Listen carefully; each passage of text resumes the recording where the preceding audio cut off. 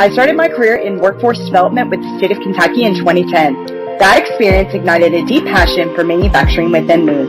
I started this show hoping to raise more awareness around the bright outlook manufacturing careers have. Join me as I sit down with some of the manufacturing industry's most successful changemakers and learn how they're partnering people with technology. It's time to give people more meaningful work. This is Workforce 4.0. All right. Hey, guys, and we are live. Hello. How are you? Thanks for joining us today. You guys, I am super stoked today because we have the one, the only, the manufacturing rock star, Chris Luecke, with us as our guest. Hey, Chris, how are ya? It's good to be here, Ann. Been looking forward to this session. Excited to dive in. Awesome. Yes. And I know that you've got such a big fan base out there. And if you guys are in the comments watching this live, just drop us your questions for Chris as we go along. Super excited to get into this conversation because it's not, it's in-person events and stuff. It's definitely an important part of the future of work, I think. And I'm excited to explore that more. Before we get too far into our conversation, though, I do have a question for you. And I recently found out that you also are an event host of karaoke nights. That is something that you also participate in. And so my first question for you is, tell me what your go-to karaoke song or your favorite song is. Because, I love music and I'd love to learn that about you as well. So I'm going to give you a bit of a roundabout answer to this because it's not as cut and dry and as people think. Because karaoke, there's an art to karaoke because a lot of people go up there with this me mentality. I'm buzzed. I've had 2 beers and I'm going to butcher this classic song. That's not exactly how karaoke should be done. Really, I take a lot of my karaoke lessons from playing in a cover band. You got to read the room and you got to time it right throughout the night. So you don't want to come playing like some heavy metal Tool song at in the beginning set, right? You got to space it out. You got to start with some pop jams, right? Some things that are easy to sing along to, maybe move into dancing music as the night goes along. And if you really want to do some rock and roll, do it, as the night has progressed, right? So, if it's early in karaoke and I'm kicking things off, like people are only 5 songs in and the crowd's still getting warmed up, I'll do something like One Week by Bare Naked Ladies, right? Classic song. Fun tune. But if it's getting later in the evening and it's time to rock, Beastie Boys, Fight for Your Right to Party is my go-to. And I would say a secret with both of these songs. I'm not much of a singer. Both of these don't require that extensive of a vocal range. Like you can get by with, let's say, average vocal talents on these songs. Those are the things I factor in. Timing, vocal range. Those are a couple of my go-to karaoke songs. Probably more than you or your audience wanted in that answer, but there you go. No, I needed all that information so that I know now how to proceed in future events that I could host as well. So feedback, just real quick. So Alanis Morissette, where are we on that as being a good starting? I think that's fine. I'm trying. Can you name one of her songs? I can't figure out. I always get her confused with Michelle Branch and all the, what was the name of that one? All I Really Want. Okay. Yeah. I mean, I would mix that probably earlier in the night, right? Or, it's tough, right? Because when you do karaoke, chances are you're signing up for a song that you're not going to get to sing for 30 minutes to an hour or more, right? So you got to anticipate. There's a lot of career lessons that can be learned from karaoke, to say the least, right? You got to, it's that whole Wayne Gretzky comment, don't go where the puck is, go where the puck is going. And you got to do that with your karaoke selection as well. Absolutely. I love that. Well, thank you, because, I'm making some mental notes for sure on that as well. So that's awesome. Yeah. I think when I was in Charlotte and you were in Florida for Rock Live, you were doing a karaoke night as well. So that was pretty cool. It was a good time. Excellent. Yeah. So to kind of get started into the conversation a little bit, let's go ahead and kick it off. I think that we all know that you're the host of your own podcast, right? Manufacturing Happy Hour. Yep. Been doing it for, I guess, the podcast itself for a little over 2 years now. I've been running it as a brand and a video series for about 5. It's been a blast. Yeah, and you're very successful at it. And I know that I found your podcast kind of before I really was aware of who Chris Luecke was. So that's a really cool experience as a fan too. But you interview what really interested me personally and got me personally into your podcast is that you're always interviewing such amazing leaders in the manufacturing space, and also in the automation space. So it's always a treat for me to listen to because your guests are always so knowledgeable in what they're talking about. And just from your point of view and perspective as a host, generally speaking, like, why do you think that having such diverse voices that you feature on your show, why do you think that's so important? Do you feel like there's necessarily a sense of responsibility for you to do that? And how do you feel like that kind of contributes to the future of work as well? Sure. I mean, I'll answer generally and then I'll get more specific. I mean, I do think it's the right thing to do. And also, I mean, to be quite frank, the future of our industry depends on featuring diverse voices. So I'll start with some stats and then I'll start with, maybe some of the topics people are familiar with, right? One of my guests that I had on Manufacturing Happy Hour is Justin Sherman, and he's on a mission to help diversify the manufacturing workforce. He runs a business called Equity Machine Works. I highly recommend anyone listening to this check it out. And he shared a stat that is one of the ones that's probably stuck with me the most during this show. He's like, diversifying the manufacturing workforce it's simple demographics, really. If you look at graduating seniors in the US in 1995, 73% were white and Caucasian. Looking ahead to 2025, the graduating senior class will be 51% white and Caucasian, right? And this is just one element of diversity we're talking about here, right? But the reality is demographics are shifting. So if industry is going to survive, we need diverse talent. And you're probably more aware with that than anyone as a recruiter. I'd say the other thing on top of that, though, is, it's a reason many people are familiar with why companies hire diverse talent, right? If I were to do a podcast featuring people that looked just like me, sounded like just me, and chances are thought just like me in a lot of ways, like, it would be a very one-dimensional show, right? And I wouldn't learn anything. My audience wouldn't learn anything. And I think in order to, at the end of the day, to keep all of us open to new perspectives, we need to hear from diverse voices, age, race, gender, all of the above, because our experiences shape the way we think, right? And we want to hear the stories. At the end of the day, a big mission of the show is to share the stories of the people that are making the industry run and getting those stories out there, hearing people from their perspective, whether it's their knowledge, whether it's their background, I think helps all of us in the process. So that's my answer to that question. That's a big part of my mission, is making sure we're sharing stories across the whole industry at the end of the day. And it's one of my favorite parts to learn from those individuals. See, yeah, me as well. And I'm really inspired by the work that Justin Sherman is doing. Also, Andrew Crow, our friend Andrew Crow, he is crushing it, right? So I think that's very important as well, and a great point that you made on why I think that the future of manufacturing it's just going to require that, right? Excellent. So, of all of these manufacturing leaders that are deploying technology in the most effective way, who out there that you're seeing is not only accomplishing the goal with diversity, but also with technology and helping people, giving them more meaningful work, as I like to say?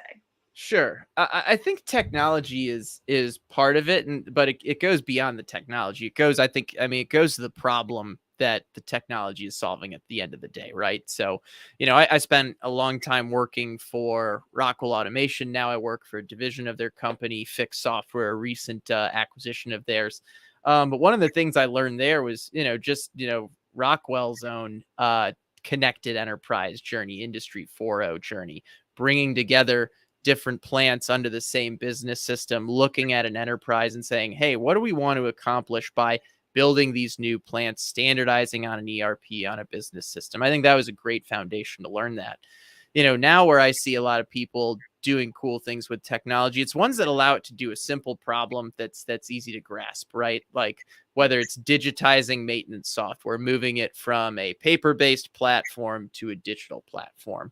I look at other ways people are leveraging technology to do things aside from just the manufacturing processes themselves, right? One of my favorite episodes I did was with Ann Wyatt. He is the president of an excellent equipment builder called Blendtec out of Northern California. And they leverage their tools to enable, like all of us, a hybrid work environment. But I think it goes beyond having the tools. But, one thing I learned from Dan is that, hey, there are certain tasks that we do really well when we're remote, and there are certain tasks that we do really well when we're in person. The reason I'm going this direction is to say that, hey, technology is just one piece of it to kick it off, but it's looking at the processes and the habits that develop from using that technology. Because you can give someone the greatest tool in the world, but unless your company has the culture and habits to implement it, it's not going to go anywhere. Absolutely. Can we say that again for those in the back? Absolutely. Yes. I agree. And I think, when I'm seeing all this conversation, this is really a big part of why I started the show too, is to make sure that we keep people and culture at the center of Industry 4.0, right? Excellent points. Thank you so much for that. I do want to bring up a comment from our friend Ira. Hey, Ira, how are you? Different perspectives are key to breaking away from groupthink and helping things move forward. Absolutely, Ira.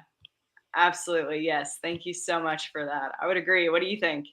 Yeah, I finished a book, and I finished interviewing this person yesterday. So this podcast is going to come out in a few weeks, but I interviewed a guy named Joe Sanok who wrote a book called Thursday is the New Friday. And you might get a hint as to what it's about. It's about, hey, how can we enable a 4-day work week, right? And I think at least my perspective as a podcaster that delves in this digital marketer world as well, I think my first impression when I hear that, it's like, hey, this is something that works for digital marketers, podcasters, et cetera. How does it work in manufacturing, right? So we had a good conversation on that. I'll let the audience check that out in a few weeks when it comes out.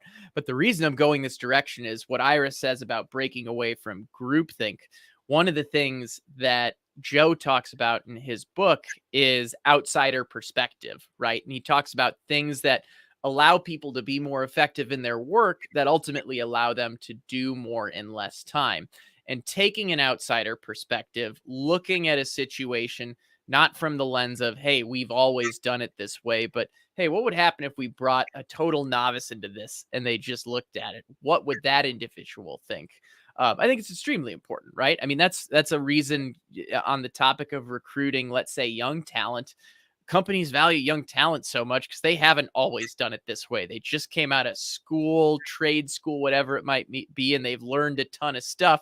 And leaders that have been there for a while value those people coming in and saying, hey, why are we doing it this way? This makes no sense. And then someone can actually take a step back and be like, oh, yeah, that's right. We've done it this way for 10 years, but actually this is completely ineffective. It doesn't get us anywhere. And you're absolutely right. Maybe we should think of a new way about doing these things. So long answer again to describe why I do think it's extremely important to move away from groupthink. We've always done it this way. Great comment, Ira. Thanks for bringing it up. Absolutely. And that's really the foundation. I know I talk a lot about high performing teams and the high performing team structure. And I think that it's easy to say, well, of course we have a high performing team because we all, collaborate together in some way. But the high performing team structure is very definitive on having those different perspectives. And there's actually been a lot of studies shown that that prove that decision making is more effective and is more efficient and is quicker, to say the least, in a high performing team setting. So I love that. I think that's such an important point. Thank you, Ira. I have one more comment question here before we move on to our next question. This is a LinkedIn user. It says, "Hi, Chris Luecke. I love your Beyond the Buzzwords approach about the kind of conversations manufacturers craving right now. What else, or what does the distribution lie in people, process, and tools?" It's a good question. Yeah, so what kind of conversations are manufacturers looking for right now? I'll start it off with some of the hot topics that people discuss right now, and a lot of that's automating to create better jobs, right? We have a workforce issue. We can't hire enough people right now, and you know this better than anyone. Yes. Another topic that people are talking a lot about is supply chain. People are talking about diversity in their workforces, right? That's something we covered earlier. But I think if I'm hearing your question right, you want to talk about, hey, when it comes to people, processes, and tools, where are people focusing? And I can at least say from my perspective, I kind of focus people first, process second, tools third, right? Because you need to have those, you need to have the foundation to get a tool to work. And I think we were just talking about that a little earlier in the interview. And what are manufacturers craving? At least from my experience as a podcaster, I think people want to hear about other people and they want to see the human side of the individuals. And that's a big aspect of the Beyond the Buzzwords approach. It's not only about talking about technology and the tools you mentioned in an approachable fashion, but it's talking about the leadership and the know-how of the people that are behind these tools, behind these process, whether it's the people that are implementing them within their manufacturing organizations, or whether it's, let's say, the technology providers, the people that are leading those companies as well. So if I look at social media, if I get feedback from my listeners, a lot of what I'm hearing, it's like, hey, we want to see people continue to humanize the people in the manufacturing industry, because gosh, if I see another blog article that starts off with, reduce cost, optimize, all insert all these buzzwords here, I'm going to tune out, right? So for me, from what I hear, and maybe this is my bias as a podcaster, people want to get to know the people behind the technology. Absolutely. I could not agree more, but I am biased, because of what I do and the stories that I've heard, and kind of the same thing. Love that. Great answer. Thank you so much. I bet I'm going to go out on a limb here because I'm also that random LinkedIn user, but I bet that's Carol from Okay. Industry 4.0 Club. So Nice. thank you, Carol. So switching gears just a little bit in our next question, you not only do all of these amazing things with your podcast and your show, you're not only doing amazing things with in-person events, you're also really walking the talk. And I'm just really proud of this certain scenario. But you just recently had the chance to go to, was it Cedar Point, an I was at amusement park? Cedar Point, certainly a high. I mean, going to Cedar Point in general is always a highlight of my summer. But I think I know where you're going with this.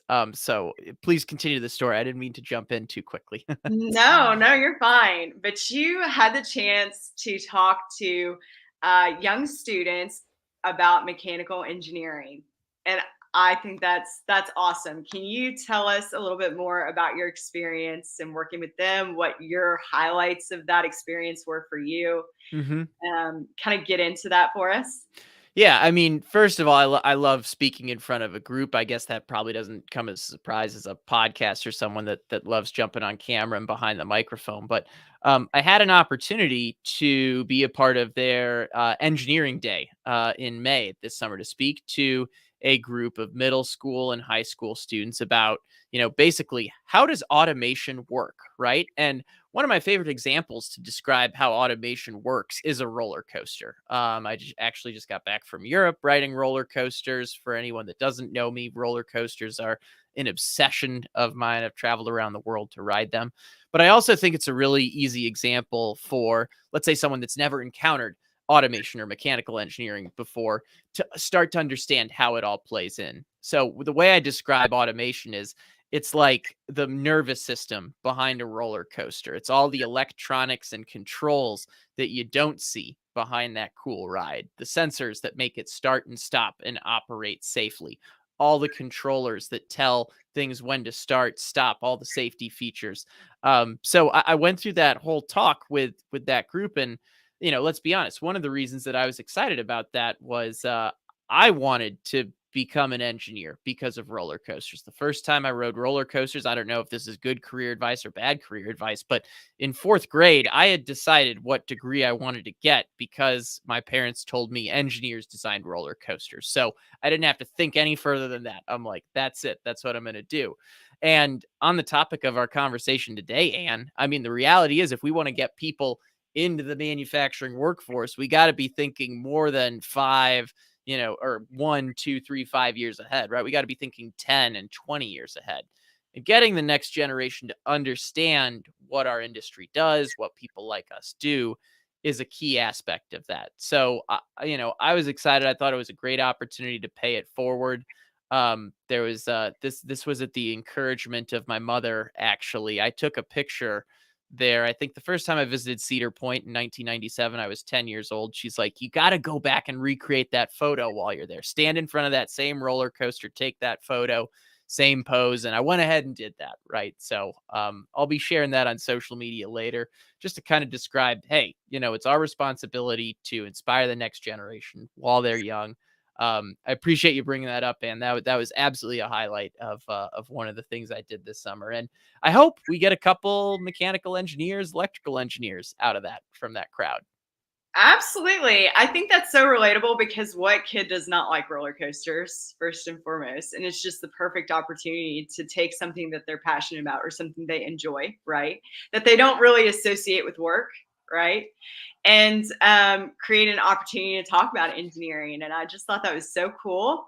I saw that photo. I thought that was such a neat idea too.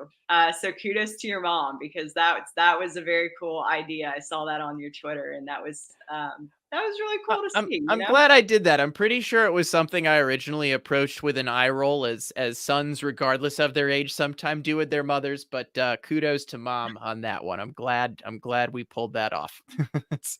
Absolutely. I've got a couple more comments to go over here before we get to our next question. You guys are blowing these comments up. I love you guys. Thank you so much.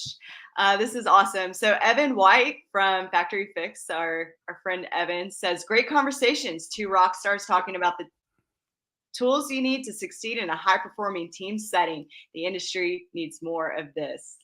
Thanks, Evan. I think we both agree. Always good to see Evan out there. Yeah, it's cool to see the tools that are in the recruiting spaces now. I'm sure your job has changed over the years, and like the technology does not just impact the processes on the factory floor. It's all the things we do. So Evan, thanks for jumping in. Always good to see you on social media or in person. Absolutely. Yeah. Yeah. So the recruiting business is 100% SaaS based. Yeah. It's all in the cloud. Mm-hmm. Which is awesome. It offers a lot of flexibility, and we will get more into that here as we go along. Luke Small says digital transformation is not about technology. Love that order of people, process, tools, and tech. Well, thanks, Luke. I hope you're well. It's good to see you. And then our friend Rob, who is another rock star. Hi, Rob. I see you. It's all about the roller coasters. Yeah, it's awesome, right? Yeah, I agree. Rob, our buddy, is based up in Seattle, actually, which is a surprising area where there aren't a ton of roller coasters. There's some up there in the Pacific Northwest, but you got to go search them out. It makes it all the more interesting for me to want to go up there and ride the ones that are there sometime. Yeah, so I love roller coasters. I don't get a chance really to get out and do that yet, but that's one of those things. It's like whitewater rafting, man. It's like one of those things that you're like, just waiting, for your little to get big enough where you can just take them and run and go and do that. That's going to be fun times. Absolutely. Fun times for sure. Absolutely. So getting into the SaaS model and getting into this idea of remote work and all of that good stuff, I'd imagine that you'd have to build some pretty strategic systems. I think you touched a little bit on that earlier. But in order to work remotely for you and then also with your team that you supervise, there has to be some implementation there and design there. Do you see the future of Workforce 4.0 providing more opportunities for remote work?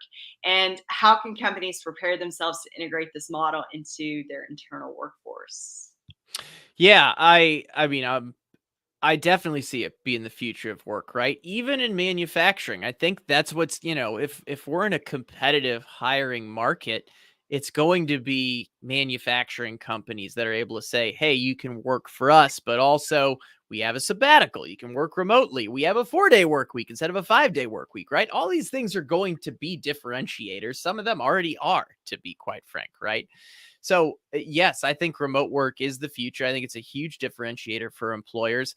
I also think there's a lot of onus on the employees, the team members, the leaders that do take part in remote work. I really just started doing it this year, like going somewhere like a destination like New Orleans, like Berlin, setting up shop and working there for a while. And I think I've learned a couple things, right? I was in New Orleans for a month and I was able to take care of creative work. I was really able to get into my routine. When I was working remotely in Berlin, it was really for like a week and I was just in execution mode, response mode. Mhm. Like there really wasn't a time for me to get set to be like, okay, this is where I'm going to work on my business instead of in my business, right? So I think there's, employers need to figure out, hey, like I mentioned earlier, Dan Voigt has talked about the hybrid work model he's implemented at Blend Tech. It's figuring out what works well in person, what works well remotely. And I think it's, employers and employees alike or solopreneurs need to figure out what allows them to work effectively. Because I can tell you, I love being in Europe for a few weeks, taking a little vacation, working remotely. I'm also just as excited to be back home for like 2 straight months where I can get into some really disciplined work on my business, do some things that have been on my plate for a while, rather than just being in response and execution mode. So, roundabout answer there. I do think remote work is the future, and I think we're already seeing it from some employers out there. So I'll share with you, I've had the same experience. You do have to be very intentional when you're working remotely and you're traveling, because you do, if you know you're going to be somewhere short periods of time, it is hard to get settled in, and you do have to really be kind of in execution mode and kind of have everything essential. I call it essential business functions, Yeah. which it works very similarly when when you have littles that are home and you're home, and for in those weeks, like right now is a good example for me. So it's more like essential.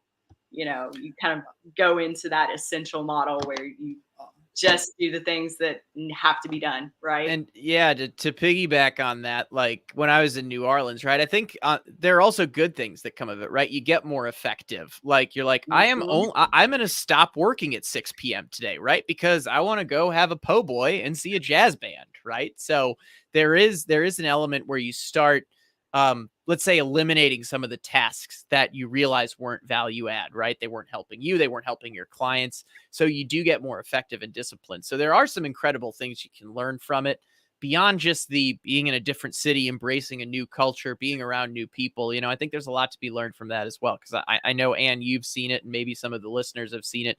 When I'm traveling, I'm sharing all the things I'm learning from seeing the way that culture functions, from seeing the way they've embraced industrial technology as well. So there's a lot of things that can be learned in that process that are very positive also. I agree. Yeah. Yeah. You're always very informative. And I know you have the Anthony Bourdain goals. I feel as though you're achieving those goals for sure. So you're fun to follow, and always sharing stuff you're learning. And so I think your audience learns a lot from that as well. Um, so, my last question for us today before we close out, one of the main reasons that I've asked you to be a guest on Workforce 4.0 is to really talk more about the importance of what you're doing with the hosting, the happy hour events, like in person, and then the other social networking opportunities. I feel like this is important from what I've experienced working remotely, but I want to get your thoughts as well. But how important are these kinds of events in team building and providing stronger cultures in our manufacturing workforce? I think it's huge, especially coming off a 2+ year pandemic, right? I mean, obviously it's still a thing, right? But people are anxious to get back together. It's a great opportunity to connect. There's a lot of serendipity that happens from these events, right? And some of them, they're just some things you can't recreate remotely, that have to happen live, right? And to be honest, the whole live aspect of manufacturing happy hour, these events, that was part of the idea from the get-go. For some background for people that might not know the full manufacturing happy hour story, I started it when I was a sales guy in San Francisco, that was calling on a younger audience out there. And in doing that, I'm like, okay, I want this cool platform where I can drink a beer with a product expert and talk about some Rockwell technology, but I also want to be able to throw a real manufacturing happy hour and bring my clients together and have them share ideas, right? So, from day one, that was always part of, let's say, the double meaning of manufacturing happy hour. So to answer your question, I do think it's extremely important. If I look at what's happened in manufacturing happy hours, digital community, in our live events that we do, during the after hours of trade shows and things like that, people are making connections that are impacting their jobs, their careers, and, hopefully at a very basic level, just their enjoyment of the industry, right? It's cool to have a beer with people that you've been seeing on LinkedIn for months, for years, and then finally getting to hang out with them in person. Absolutely. And I agree. And from a culture and team building perspective, for me, it gives you an alternate environment, right? So if I'm showing up at a show and I'm speaking on a panel, I'm wearing black, I'm dressed like in what we would call like you were in a Kappa Sigma, right? Is that Yep. right? Yep. So Yep. you're in your blacks, okay? Like, pearls, professional, very, authoritative posture almost. And then, it doesn't really give much opportunity for approachability, Mm-hmm. right? You want people to be people. You want them to have those opportunities to be people with each other. And sometimes people, it builds more relationships when you give them a more casual, laid back environment to do that. And they can kind of take all of that like professional masking off and say, I enjoyed following you on LinkedIn. I've enjoyed your content. And it just gives you that extra level of, seeing each other as humans. And I think Exactly. it's got to be a huge factor, especially when we talk about remote work. You have to create those opportunities for your workforce, I think, for sure. Yeah, I mean, from day one, it goes back to, one of the listeners commented on going beyond the buzzwords, right? A big part of going beyond the buzzwords is rolling up your sleeves and having a real conversation with someone, very similar to what we've done today, Ann, right? Like, we want people to be able to go out to the bar with their colleagues or someone they just met at a trade show and feel like, hey, this is the type of conversation I can have with someone when I'm having a beer with them, right? It doesn't need to be something that's limited to a boardroom or the halls of the conference, right? So it Exactly. it always goes beyond that. Awesome. Well, we are at time today, and I know your time is valuable to you. I appreciate everybody that has come and watched the episode today and has blown up the comments. Rob, we see you. You're amazing. And thank you to everybody else that had questions for Chris today. Chris, if somebody wants to reach out to you, what's the best way to connect with you? Yep, LinkedIn is a great spot to find me. I should be, I think, one of the only Chris Lueckes on there that's spelled that way. Otherwise, hey, make sure you tune into Manufacturing Happy Hour wherever you get your podcasts, iTunes, Spotify, all the niche spots, or manufacturinghappyhour.com. And then on social media, we are MFG Happy Hour on Twitter, Instagram, TikTok, all those spots. But manufacturinghappyhour.com, great central hub to find all of that. Absolutely. Well, and join his LinkedIn community. He's got a whole community going. So feel free to reach out to him, right? You got to send the link and he'll add you. Yeah. Please do. Yeah. For anyone listening, that link is very simple. manufacturinghappyhour.com/community. You can request to join. I would say shoot me a note on LinkedIn as well, just so I know who you are also. And jump right on in. Would love to have you there. Absolutely. Well, thank you, Chris. I really appreciate your time. Very valuable conversation, and looking forward to doing it again sometime. Likewise, I love what you're doing with this show. Thanks for having me on. It's been a pleasure. And stay innovative, stay thirsty. I'll catch you around the industry soon. Absolutely. Sounds good. Thank you, guys. Cheers.